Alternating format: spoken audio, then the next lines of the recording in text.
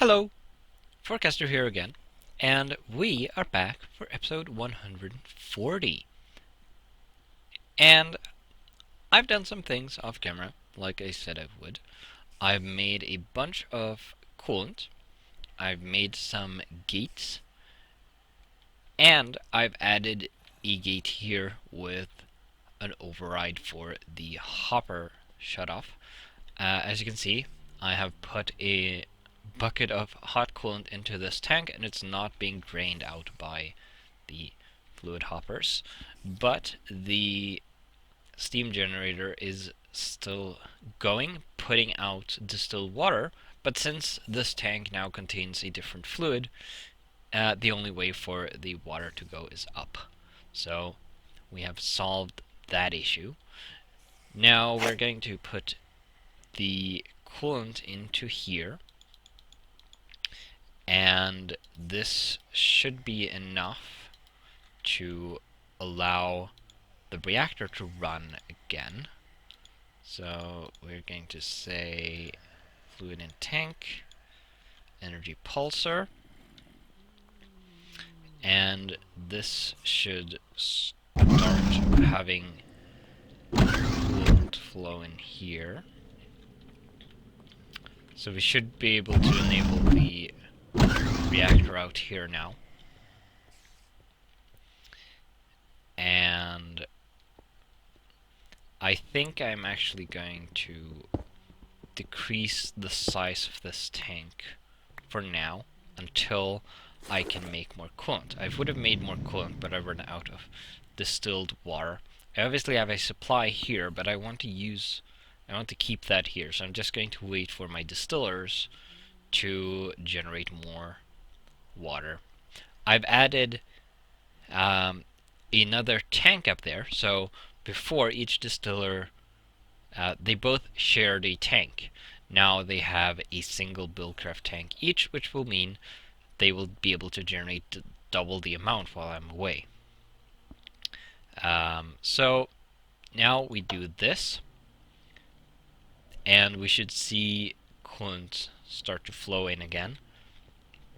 And coolant should also be draining out of here as the reactor uses it.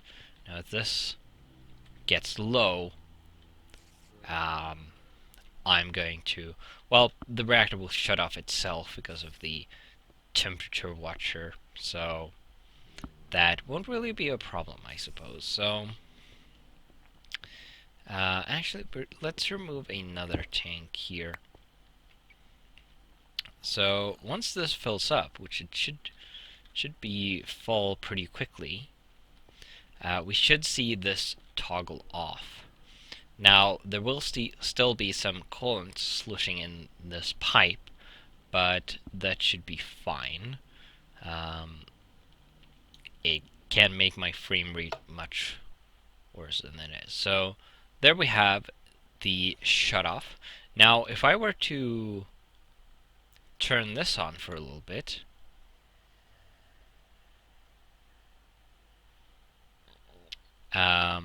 once the fluid goes below 25%, the reactor should turn back on and start to generate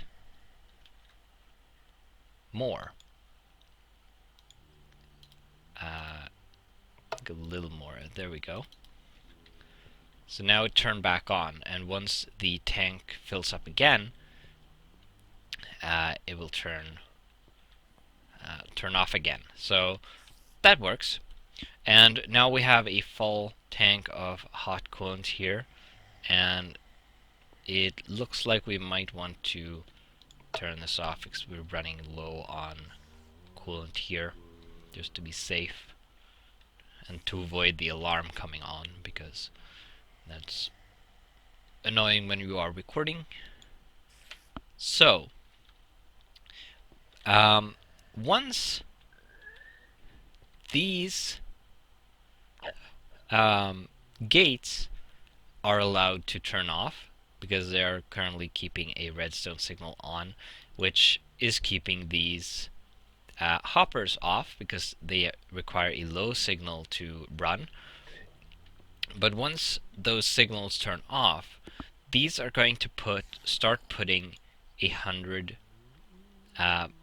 millibuckets per second approximately into these heat exchangers, and these are going to start converting that into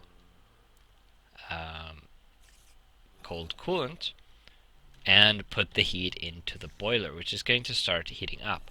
Once it reaches the temperature required for superheated steam, whatever that is, I can't remember, 300 something. This is going to start outputting superheated steam instead of distilled water. Um, at which point these things are going to start producing energy. Now, another thing we want to do is connect the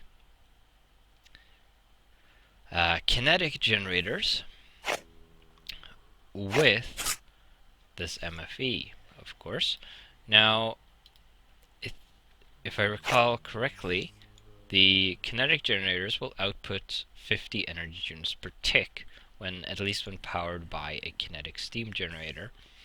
So I'm probably going to be fine using, actually, I'm going to use gold wire because the way I have this planned is if I want to add another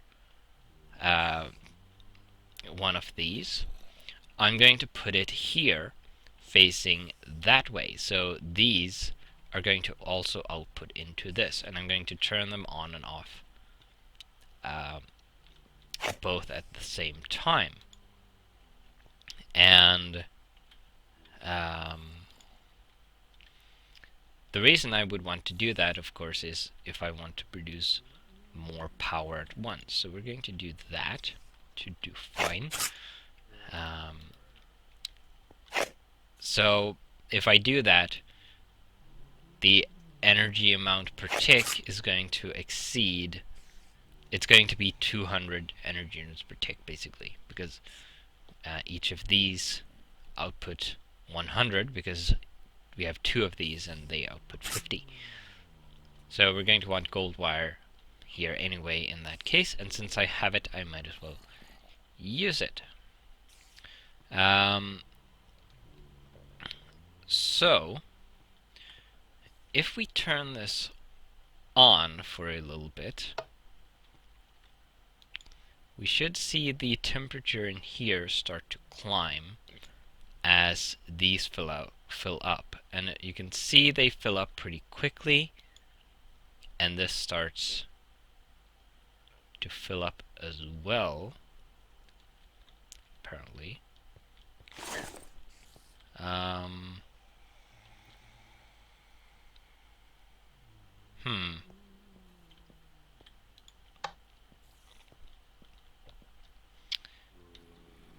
That would be fine when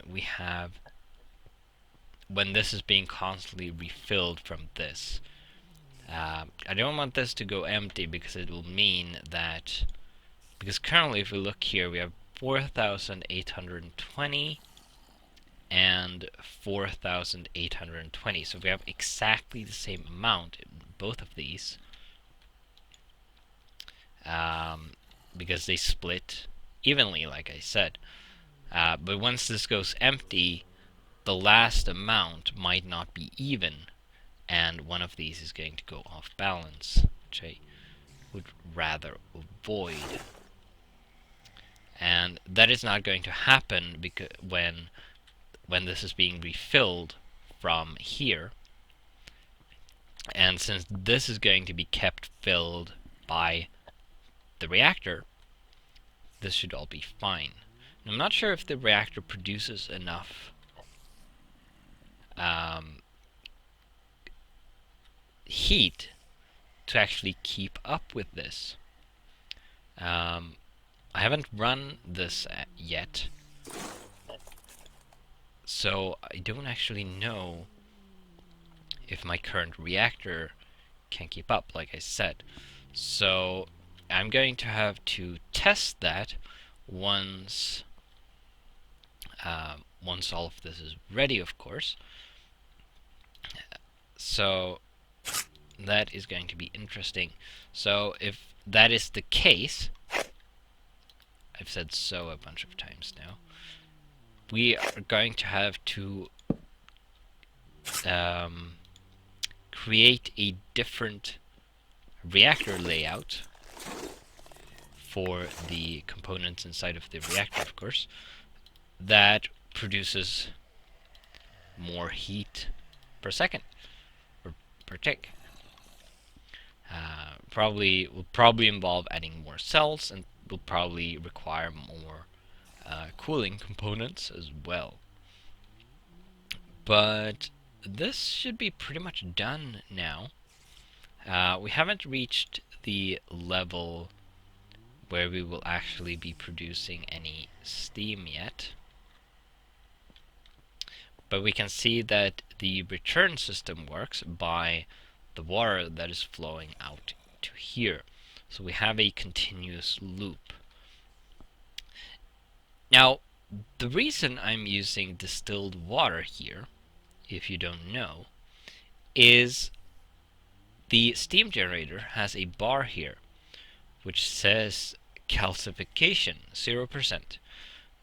Now, if you use distilled water, this doesn't do anything. It stays at 0%, which is good. If you use normal water, however, and you turn the water into steam, this will slowly fill up. Now, the steam goes into one of these, and potentially, if it's superheated, regular steam will go into this, and then this will output distilled water. Because distilled water is, of course, regular water that has been heated up, which removes impurities and things. Now, if you input impure water into the steam generator, when the water turns into steam, the impurities remain in the heating elements here, essentially. And eventually, there will be some buildup, which is what calcification is, that will block the pipes completely, and that is when this reaches 100%. And what will happen is the steam generator will just stop working once it reaches, once this bar fills up. It will be completely white. And what you need to do then is collect the block and replace it. And that is, as far as I am aware, the only way to get rid of the calcification. But like I said, if you use distilled water from the start, this doesn't happen. It will never happen. You can have this running for as long as you want, and it's never going to stop unless you stop giving it heat. So yeah. I think we are going to go upstairs for a bit. We're going to do something in the kitchen. To the workshop. And we can also check on my solar distillers, see how they are doing on producing water from me. Seems I actually hit surface when the elevator started moving, so we might as well go up and check on the distillers first, I suppose. Collect as much distilled water as possible.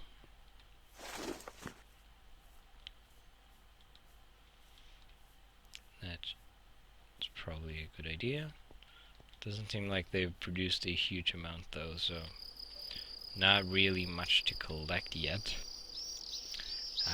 As you can imagine, these are quite slow, but they are free, so can't really complain. You could, of course, take something like an electric heater or a fuel-driven heater and put it up to a boiler or a steam generator, and put water in it and have it output steam, and then condense the steam into water. You don't even need to produce energy out of it if you don't want to, and that would give you distilled water. Probably a lot quicker, or definitely a lot quicker than a solar distiller, but at the cost of power, obviously.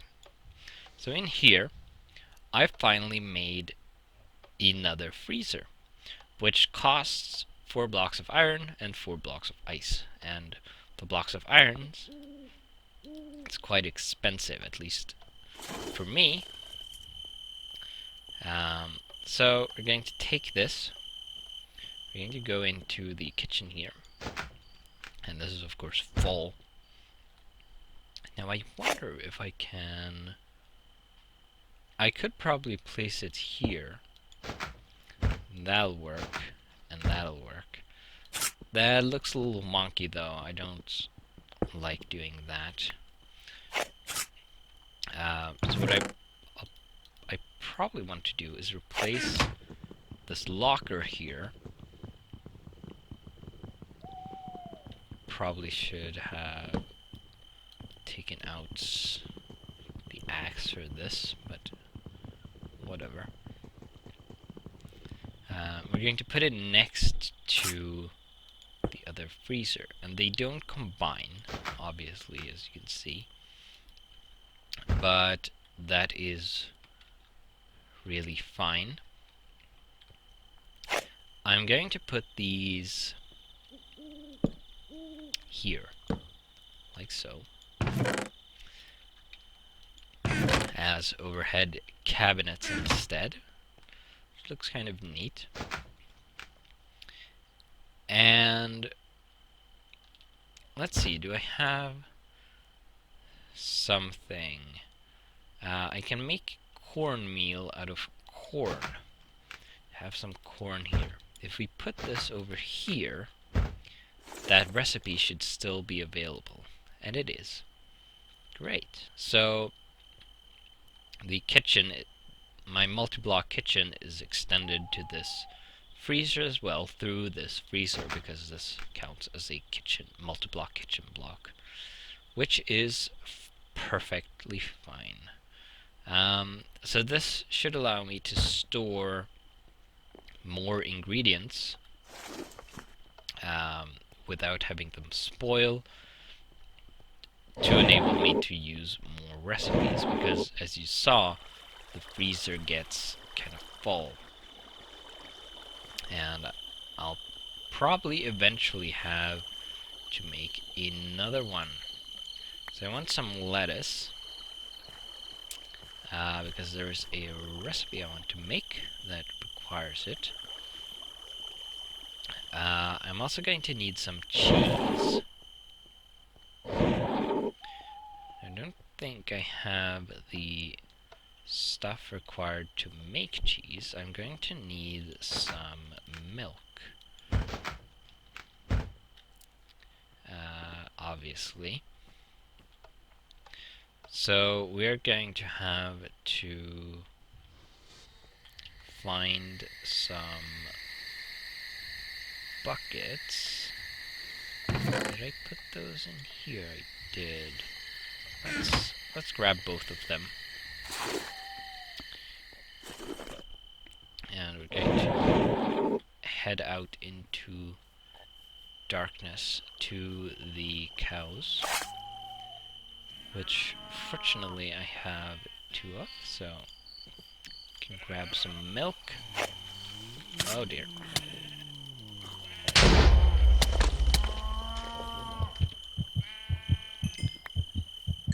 Well, that was close. And scary. Sort of. But I lived, and even got some experience, so... Whoop. And I got my milk. Probably risky to go milk your cows in the middle of the night. Or whatever the time is. So... can make a couple of bars of cheese. We'll throw them in here. Could put the buckets in here. Don't know what this was. I have some flour. So now I can make tacos. And also cheese on toast, apparently. But I can make a regular taco or a fish taco. Because I happen to have a couple of fishes in here. And a taco is a meal, which is pretty good. I'm not going to make it right now because I don't need it. You have stuffed mushrooms as well, which is interesting. It's just toast, mushroom, and cheese. Now, cheese is kind of limited, of course, because I need milk to make it, and I also need salt. But that's not really a problem, because if you recall from very early in the series, I realized I could make salt with a nugget cast and water. Which I have to admit is kind of cheaty, because you can use any kind of water, even if it comes from Railcraft water tanks, which really should not yield water with salt in it, because it's from the atmosphere, and atmospheric water doesn't have salt, at least not a high enough concentration to actually be useful. I don't remember what I was going down here for. So yeah, I'll probably not be using that actually, even though I have a nugget cast up on by the solar distillers connected to the water line.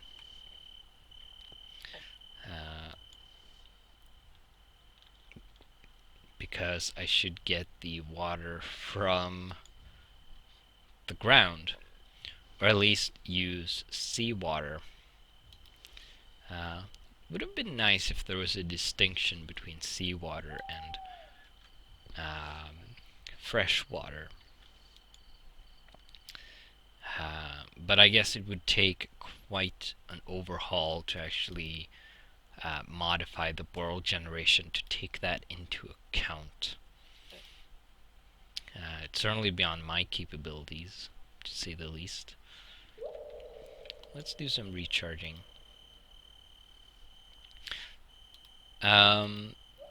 So by now, you might have noticed that I'm trying a new intro format.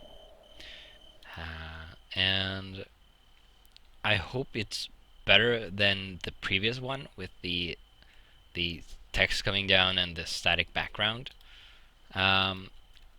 Still like the intro, the music. So I would like to keep it if possible. But I would like to hear people's opinions on the new intro format. If it's still bad, if you'd rather have no intro beyond my logo at the start, of course, because it's really quick, just a couple of seconds, and then have the video start with my introduction right after that, or if this new one is fine because there's at least something happening in the background. But yeah, so chime in on that if you feel like it, and we'll see what happens next in the future.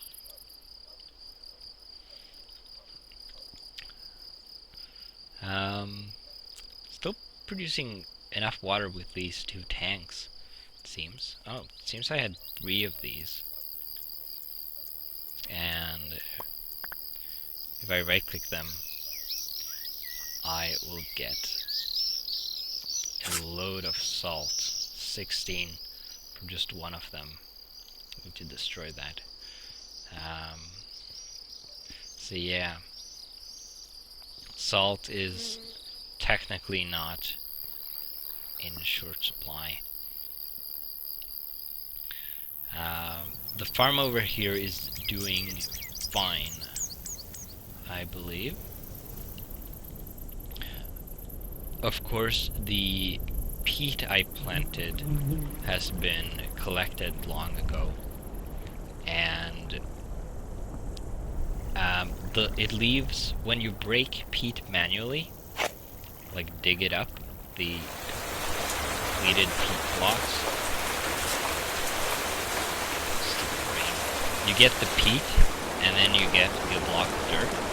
When the farm, the manual farm harvests peat, it seems, it just collects the peat itself and then leaves the dirt blocks in the world, as you saw, although they had grown over with grass now. Oh dear, the frame rate is doing terribly because of the rain, pretty sure. So it would be nice to have something that automatically removes the dirt blocks and then puts down new peat blocks. Or I could obviously make another farm and make it an automatic peat farm. As you can see, I put a peat-fired engine here, put some peat in it, as an alternative power source. I can actually turn this gate back on. For my RF-powered machines, for when the boiler is not active. I've turned the boiler on recently, as you can see. Still, one of the engines is still warm, or both of the engines are warm actually, because I needed more power to make the lasers quicker, because powering these lasers off of a single peat-fired engine, which produces 10 RF per tick, I think it looked like, it didn't go very quickly. So making a bunch of gates like that, I didn't want to have to wait too long. So I turned the boiler on for a while to get more power for that. Also recharged my EU supply as well, of course. So it was really a negative with doing that for a little bit. I would like the reactor to come online soon, though, so I can rely on that instead. So we are approaching the end of the episode, and I have been stalling for a bit because I basically run out of things to do. Basically, what I need to do is wait for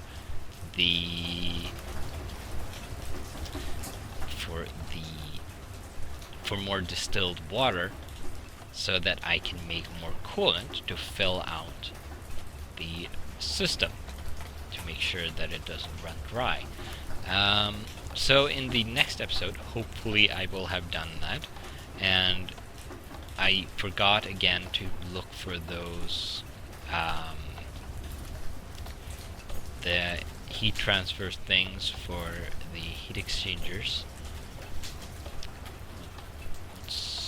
The heat conductors. I need to find the remaining 20 of those. I have them somewhere. And then in the next episode, hopefully we'll be able to actually test run the new system, and see if the reactor can keep up, basically. So yeah, I will see you then.